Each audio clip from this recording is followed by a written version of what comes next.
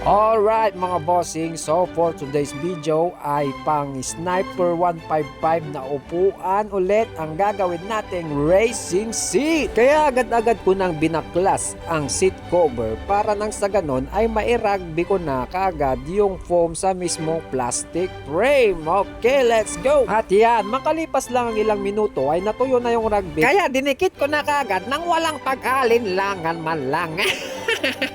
Para makuha ko na yung gitna ng mismong upuan. At yan, gitnang-gitna na siya mga best. At dahil dyan, may walk-in customer na naman ako. Walang iba kundi ang ating pinsan na si Smokey Olivar. Shout out sa iyo, Insan. Salamat sa tiwala mo, Insan. Thank you, thank you, thank you, thank you. At dahil dyan, imekos-mekos na natin yan.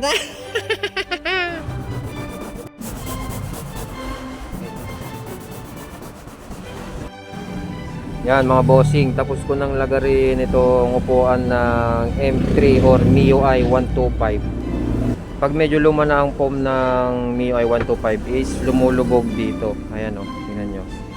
Yan. Tapos parang nararamdaman na yung plastic.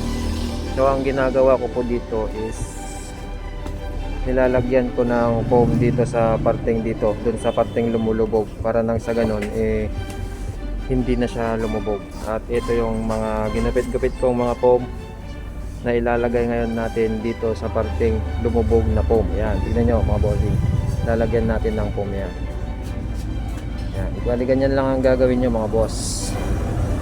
Lagyan nyo lang ng rectangle na foam doon sa parteng lumubog, para nang sa ganon pag tinabas nyo hindi masakit sapit yung pag inupuan ng ating customer. Ayan siya, oh. Ayan. O, diba?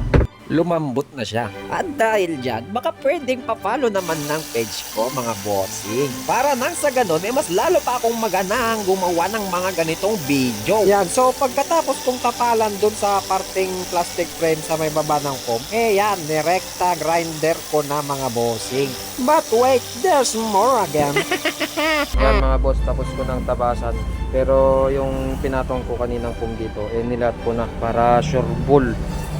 Speaking sa sureball na yan, para maging sureball ang paldo natin, tinahi ko na kagad itong cover nung ginawa nating upuan ng M3. At ang kulay ng sinulid na gusto ng ating pinsan is kulay white. Kaya eto na, magic word surround. Wow, napakaangas. At eto na rin pala yung update dito sa project natin for today's video. So, ang pinapili ko ang ating bossing kung anong gusto niyang gulma. Kung itong parang yan, yung curve sa harap niya o yung parang square sa harap. At ang napili ng ating bossing is yung parang square. Kaya yan, ginuhitan ko na ng parang square na design. Tapos pagkatapos kong guhitan ay syempre lalagariin na natin yan ng walang humpay. So bali dito sa parteng gitna ako nag-umpisa mga bossing. Kasi wala lang, trip ko lang ba?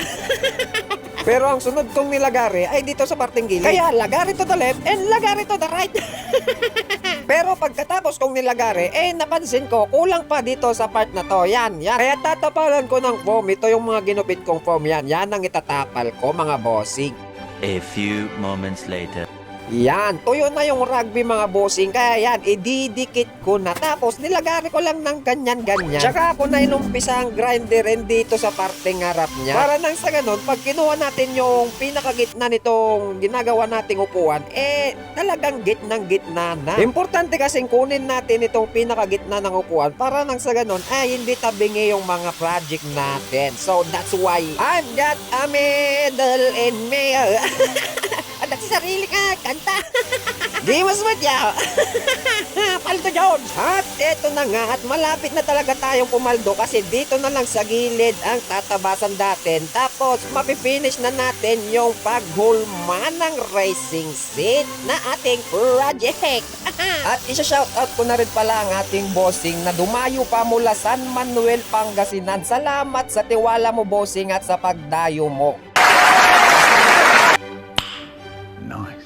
Salamat na kahit malayo kayo ay dinadayo nyo talaga ako mga bossing. So, yan lang po. Salamat, salamat, salamat sa inyo. At yan, tapos nang na-testing ng ating bossing at Sabi niya ay okay na daw yung tabas natin kaya tatahiin na natin. But wait, kasi nagtatahi pa ang ating kwaro. Kaya hinintay ko pa siyang matapos kasi isa lang ang makina namin. At eto na nga at malapit ko nang matapos ang seat cover ng ating project na racing seat. At yan na, Magic Wet Surround! Sheesh, napakaangas! Paldo na naman, George! So, sa mga gusto pong magpagawa sa amin, rekta PM lang po or comment down below mga bossing. So, that's all for today's video. Okay, bye-bye!